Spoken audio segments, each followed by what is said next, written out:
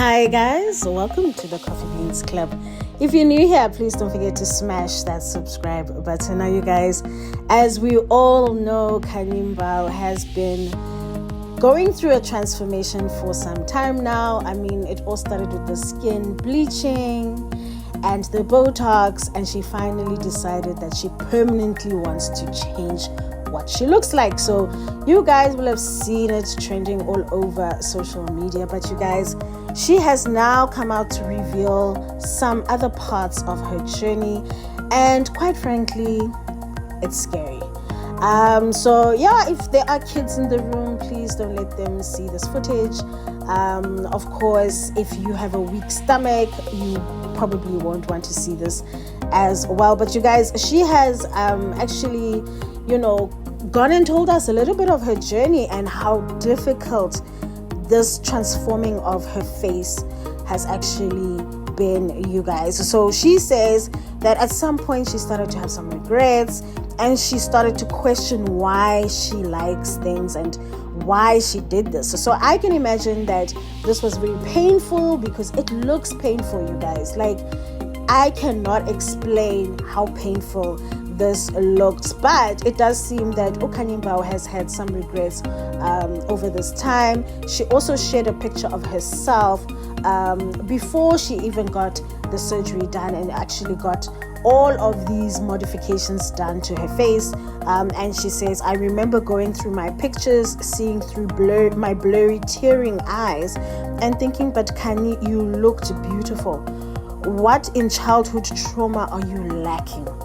So at least she's coming to an aha moment where she's finally digging deep within herself and trying to figure out what is the problem. So she does go on to say, social media therapists, wait, before you diagnose me, hear me out. This is my journey.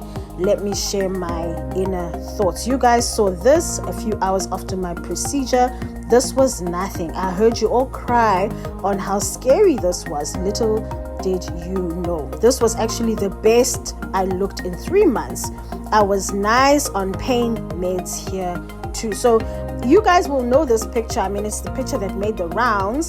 And she says she actually was looking and feeling in better shape during that time. She goes on to say, each day it seemed to get worse. Now that I'm sober and human again, the doctors did not prepare me. But I was so nervous about the pressure and excited about the results. It didn't register. Guys, I was in Fockville like kakis. I will say, guys, I love Khanyi Mbau's humor. One thing about her, she will admit if she was wrong. She will admit if things went left, and she will still go ahead and do what she wants to do. So she also goes on to say, sidebar, being Khanyi Mbau is not easy. I mean, I chose to let the whole planet know that I was going under the knife while I was fighting for my life. I was being dragged about my dark elbows and knuckles. Yes, I get it. I am the master creamer, but I am in recovery. And cream is the last thing on my mind, so I will look multiracial on certain parts of my body. Allow all my races to thrive. So one thing about Khanyi Mbau, like I did say, she does not shy away from the truth. She goes on to say, my skin was in shambles. This was the Khanyi my ancestors know appearing, but this was the least of my problems. The face was throbbing. Every morning I woke up with an even bigger and swollen face. Here I was cleared to go home and fit to fly. She goes on to talk about her journey, you guys. She goes on to talk about the journey from actually getting the procedure done to her actually flying home. And the tricky part is that she does say when she had to pass through immigration, they could not recognize her. So they would look at her passport, they were looking at her, and they actually did not recognize her. And they couldn't really say for certain that she is in fact the person in the picture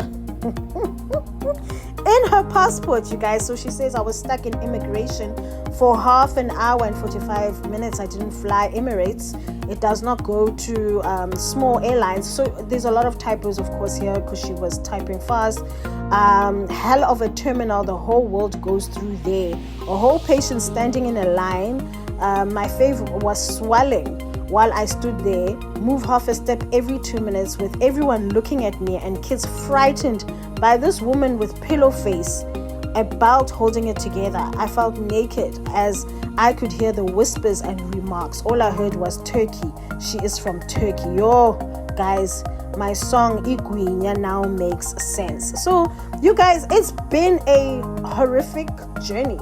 And I do hope the results are worth it. I hope she gets what she had been looking for, because if not, you guys, this would have all been for nothing. So yeah, this is her just, speaking about her journey and her first night. She goes on to say she slept like a baby, but the next day, now it started to get real. So she says she woke up in pain the next day, looking like a crossbreed between a raccoon and a panda bear. And her man had not seen her like this, so he must have been traumatized. She goes on to say, I could see through his kindness that he too realized we fucked up. So guys, a lot of regret from what I'm seeing, a lot of regret from all of this that I'm reading. So yeah, she just goes on to talk all about it. I mean, guys, it's a lot, but of course I've put it all up there for you guys to read and to see everything that's happened. But she does slowly reveal more and more images of what she does look like, you guys. So anyway, guys, let me know in the comments down below what you make of this story. I love to hear from you. This is insane. It's insanity, but I still want to hear your thoughts, and I'll see you in the next one.